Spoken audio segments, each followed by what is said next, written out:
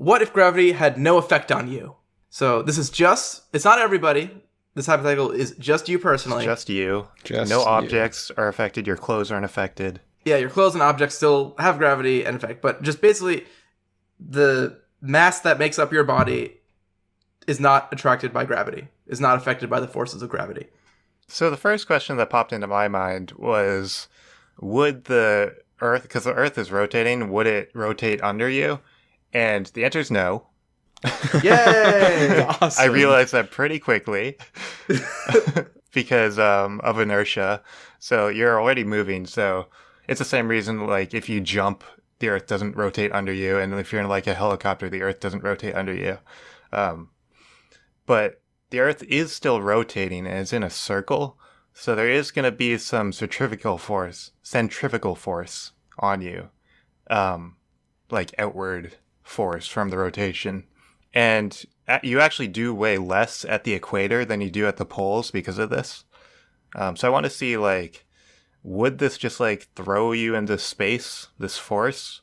So I looked at how much the force was from this, and it's actually not that much. It's only half a pound of force. So basically, the whole time, you're just going to have, like, this annoying half-pound force upward on you. And you could avoid it just by, like, going to the poles, or you could just deal with it. It's not that big of a deal. Your clothes actually weigh, like, 2.5 pounds, so they already counter it if you're wearing clothes. Ooh. Yeah. So next, I wanted to see, because the Earth is also revolving around the sun. It's actually revolving at 67,000 miles per hour, which is pretty fast. Pretty casual. A little fast, yeah. Not bad. The Earth goes from 0 to 67,000 in just under 3 millennia. Yeah. And you're not going to... So it's also not going to move away from you because of this inertia thing. But you will still have centrifugal force from the revolution thing around the sun. But this is also super small. So, because it's like you're really far away from the sun. So the force is actually only 0.09 pounds, which is negligible. It's like nothing. That's like a sock. Yeah. So I forgot my sock. I'm floating into space. So I was like, okay. So you're not going to shoot out into space because of this. I got kind of disappointed because I was hoping to get shot out into space.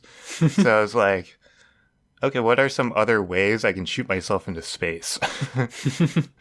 That was the end goal you wanted to get to. Yeah. Please say cannons, please say cannons, please say cannon. Well, cannon came into mind. First, I looked at water, because usually when you're in water, you have a buoyant force going up and your gravity is counteracting that. But you don't have gravity anymore, so it's just a buoyant force pushing up. So I wanted to see if you sink to the bottom of water, like using weights, and just let go while you, like, shoot up into space. So an average person is going to have 219 pounds of buoyant force, and usually your body weight, like, an average person weighs like 160 to 200 pounds around there, so it counteracts pretty much all of that. You just have a little bit of buoyant force. But if all this is pushing on you, you're going to accelerate upwards at 13.5 meters per second squared, which is more than gravity. Okay. Oh. So I was like, okay, this sounds like a good candidate for shooting into space. The problem is that water is dense. It's pretty dense. It's denser than air, and you're going to hit a terminal velocity. So, like, the water resistance when you're shooting up is going to counteract your buoyant force going down, or going up. And it's actually, your terminal velocity going upwards is only 10 miles per hour. So you're not going to go that fast. Oh, interesting. Yeah. So when you get out of the water, regardless of how far you go down, you're going to be going 10 miles an hour when you get out.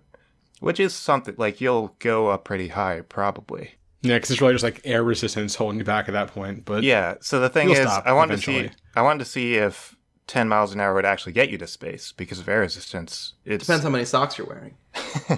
Yeah, for this whole thing, I was assuming you're naked. In general, I generally assume people are naked in my hypotheticals. Yeah. So yeah, whenever we don't say clothes, just assume naked. Yeah. So air resistance, it actually turns out that it's going to stop you 2,000 feet in the air. So you're not going to reach space. Space, like, there isn't really a set border for space, but it's generally known like 62 miles into the air, around there Yep. is where space starts. And you're nowhere close to that. And you're just stuck there, right? Yeah, then you're just kind of stuck there. It's like hoping for a bird to pass by and being like, bird! And then it was like, okay, that's not going to get you to space. So I looked at the cannon. The cannon shoots you a little faster. I think the fastest cannon shoot, like human cannon shoot, it's actually not a cannon. It's like a spring. And they just use gunpowder as like for show. Right. But the fastest one was like 70 miles per hour, which is pretty fast. But the thing is with air resistance is if you're going faster, then air resistance is more. Right. So you still basically just stop in the same spot. Aww. Yeah. So you're not getting to space unless you have like a continuous force pushing on you upwards. You're like, if you just have one force at the beginning, then no other forces, you're not going to get to space. The force is not strong with this one. I guess you do have that like half-pound force going upwards, but not the best. not the fastest. Yeah.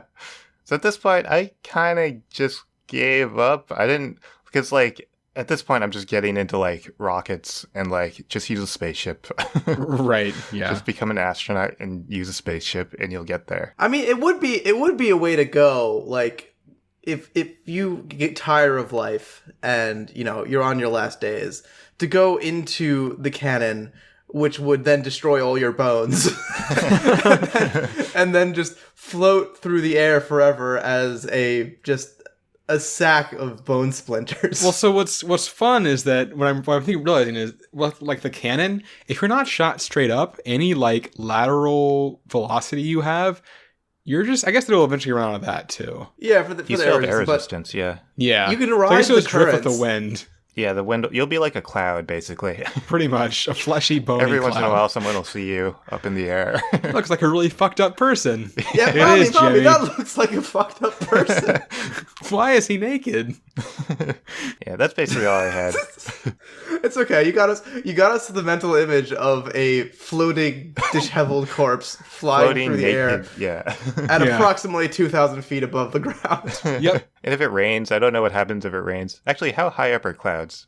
All the clouds. I think they're that high, and also lower, and also way higher. Because if it rains, then the rain's going to hit you down, right? Yeah, that's how you get down, I guess. How high are clouds, Google? Yeah, that's what I'm doing right now. 20,000 feet. Oh, okay. Okay, so yeah, they'll hit you. Oh, they don't produce rain, though. Oh. How high are rain clouds? No, not 20,000 feet, fucking Google. I just...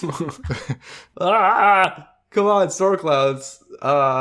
Storm clouds. Stop loading ads so I can't read. 50,000? Wait, they can 50,000. reach 50,000 feet.